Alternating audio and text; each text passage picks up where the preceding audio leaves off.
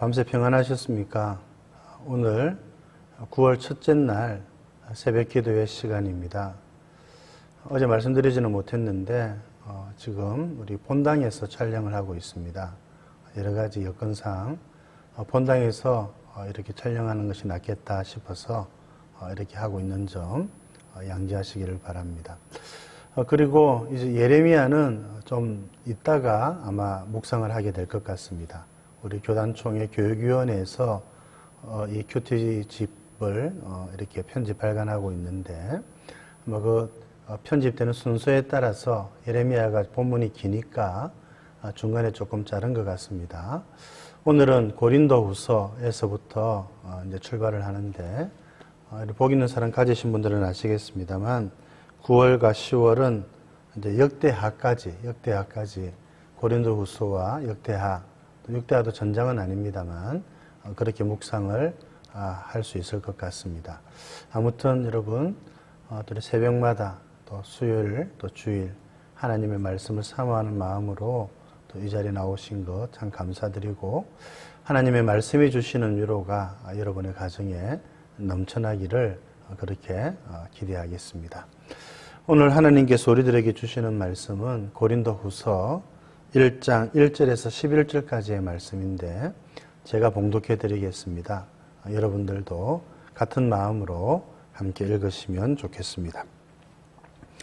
하나님의 뜻으로 말미암아 그리스도 예수의 사도된 바울과 형제 디모데는 고린도에 있는 하나님의 교회와 또 온 아가야에 있는 모든 성도에게 하나님 우리 아버지와 주 예수 그리스도로부터 은혜와 평강이 있기를 원하노라.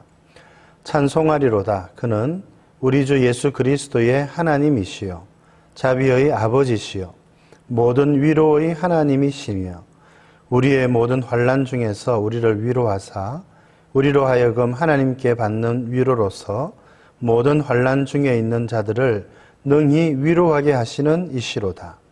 그리스도의 고난이 우리에게 넘친 것 같이 우리가 받는 위로도 그리스도로 말미암아 넘치는도다. 우리가 환난 당하는 것도 너희가 위로와 구원을 받게 하려는 것이요 우리가 위로를 받는 것도 너희가 위로를 받게 하려는 것이니 이 위로가 너희 속에 역사하여 우리가 받는 것 같은 고난을 너희도 견디게 하느니라. 너희를 위한 우리의 소망이 견고함은 너희가 고난에 참여하는 자 된 것 같이 위로에도 그러할 줄을 알미라. 형제들아 우리가 아시아에서 당한 환난을 너희가 모르기를 원하지 아니하노니 힘에 겹도록 심한 고난을 당하여 살 소망까지 끊어지고 우리는 우리 자신이 사형 선고를 받은 줄 알았으니 이는 우리로 자기를 의지하지 말고 오직 죽은 자를 다시 살리시는 하나님만 의지하게 하심이라. 그가 이같이 큰 사망에서 우리를 건지셨고 또 건지실 것이며 이후에도 건지시기를 그에게 바라노라. 너희도 우리를 위하여 간구함으로 도우라. 이는 우리가 많은 사람의 기도로 얻은 은사로 말미암아 많은 사람이 우리를 위하여 감사하게 하려 함이라. 아멘. 고린도후서는 고린도에 보내는 바울의 두 번째 편지입니다. 고린도 교회를 향한 바울의 마음은 참 각별했고 또 첫 번째 편지를 통해서 그렇게 우리가 잘 알고 있는 바와 같이 고린도 교회에 많은 문제가 있었는데 그 문제들에 대해서 또 여러 가지 하나님의 말씀을 전하면서 그 교회를 말씀으로 그렇게 잘 인도하고자 했습니다. 그런데 어찌된 영문인지 고린도 교회가 사도 바울의 말을 잘 듣지 않았어요. 그래서 마음이 많이 불쾌하기도 하고 또 가서 직접 그들을 지도하려고 했는데 들리는 이야기가 이제 사도 바울이 말한 대로 교회가 잘 순종하여 듣고 교회가 안정되었다 이런 이야기를 들은 것입니다. 그래서 참 감사하는 마음으로 이제 이 고린도후서를 그들에게 쓰고 있는 겁니다. 그래서 오늘 우리가 읽은 본문의 말씀을 보면 위로라고 하는 말이 참 많이 등장하지요. 그래서 바울은 이들을 통해서도 위로를 얻었고 하나님께서 주시는 위로를 참 많이 얻었던 것 같아요. 오늘 말씀을 통해서 우리가 발견할 수 있는 것 같은 맥락이긴 하겠습니다만 고난과 위로에 관한 말씀이라고 할 수가 있겠습니다. 여러분, 고난은 참 이것은 우리가 힘든 것이지요. 또 사실은 고난을 당하지 않으면 참 좋긴 하겠습니다.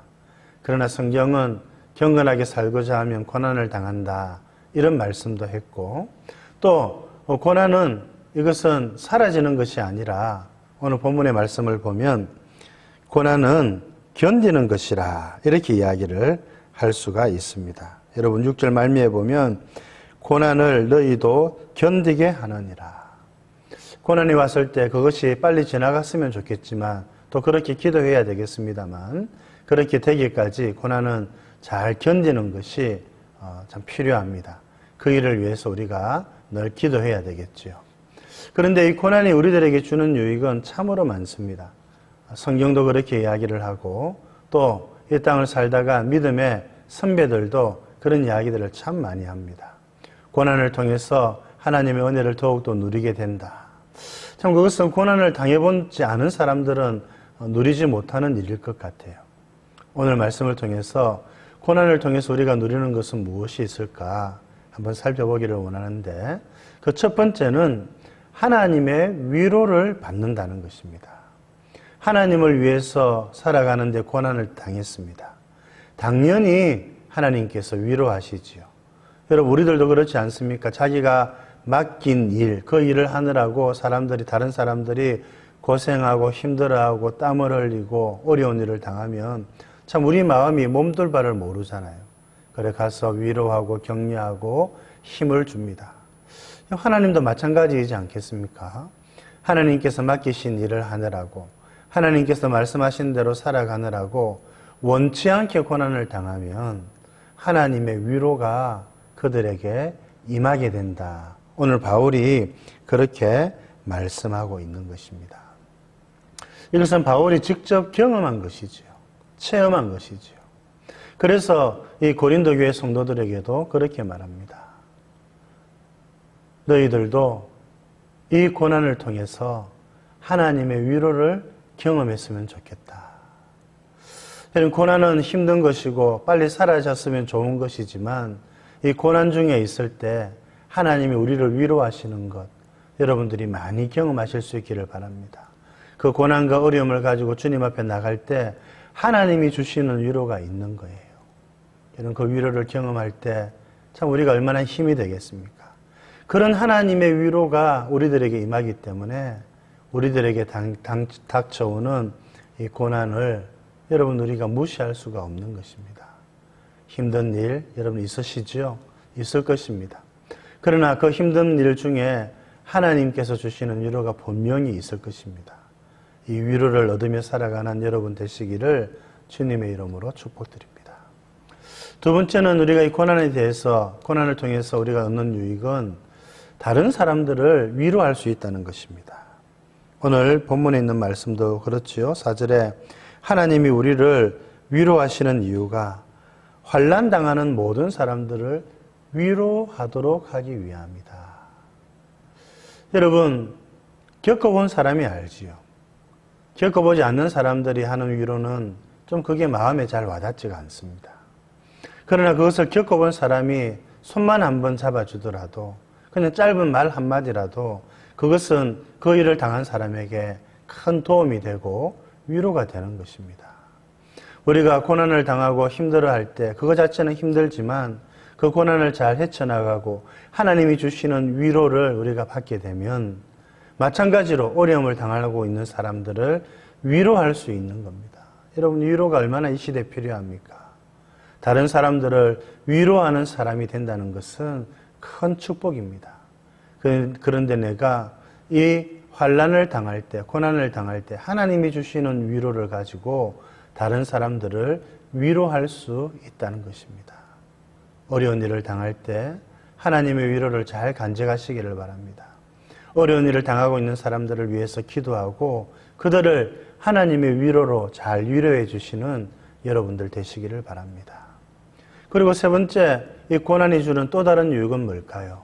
그것은 바로 우리로 하여금 하나님을 의지하게 한다는 것입니다. 오늘 말씀을 보실까요? 9절에 있는 말씀, 8절부터도 마찬가지인데 바울은 자기가 당한 어려움과 고난을 이야기합니다. 자랑하는 게 아니지요. 이것들을 이야기하면서 바울이 얼마나 말씀을 전가하는 일에 있어서 교회를 세우는 일에 있어서 큰 고난을 당했는지 성도들에게 이야기를 해줍니다. 8절에 살 소망도 끊어지고 9절에 사형 선고를 받은 줄 알았다. 정말 이제 죽을 뻔했다. 죽기까지 왔다는 것이죠. 왜 하나님이 그런 고난을 주시는가? 9절 말미에 말씀하십니다. 우리로 자기를 의지하지 말고 오직 죽은 자를 다시 살리시는 하나님만 의지하게 하십니다. 하나님을 의지하는 법을 배운다는 겁니다. 자기를 의지하지 않고 여러분 고난을 당해보면 인간이 얼마나 미약한 존재인가를 알게 되죠. 결국 우리가 바라볼 수 있는 분은 하나님밖에 없지 않습니까?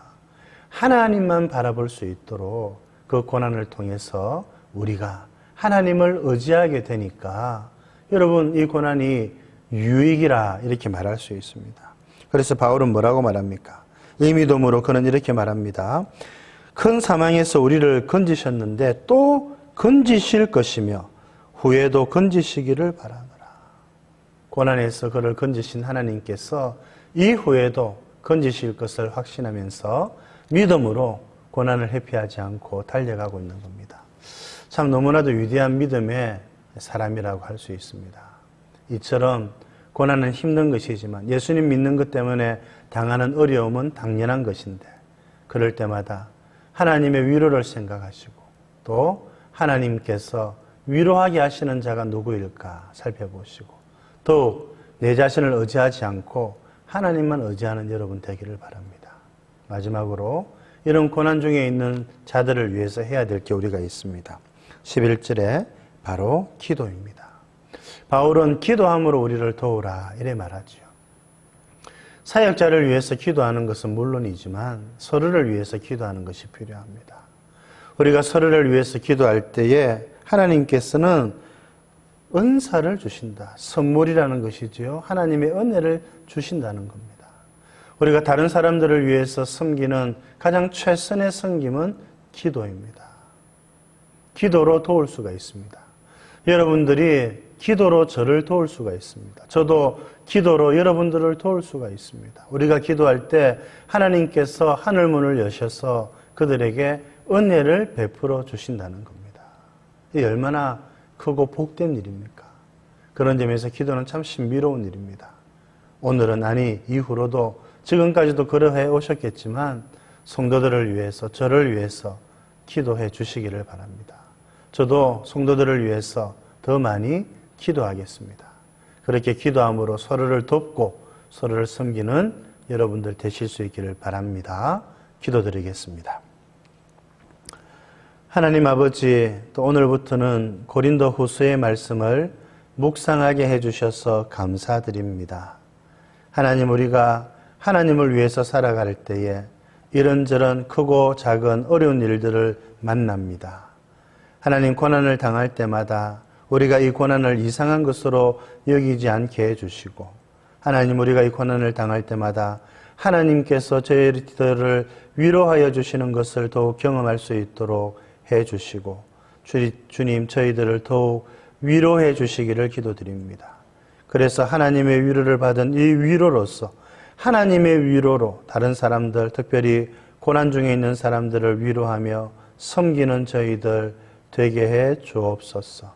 그래서 고난을 당할 때에 우리 자신을 의지하지 않고 세상을 의지하지 않고 사람을 의지하지 않고 더욱 하나님만 의지하는 법들을 배워나갈 수 있도록 도와주옵소서. 우리가 서로 어려운 일을 당할 때마다 기도로 돕는 자들 되게 해주시고 서로를 위해서 기도할 때에 하나님께서 은혜를 베풀어 주신다는 것을 믿고 더욱 서로를 위해서 기도하는 저희들 되게 해 주옵소서. 오늘 하루도 주님 손에 의탁드립니다. 사랑하는 성도들의 모든 삶과 생활의 터전 위에 은혜를 베풀어 주옵소서. 사랑하는 우리의 자녀들에게도 주께서 은혜를 베풀어 주옵소서. 구주 예수님 이름으로 기도드립니다. 아멘.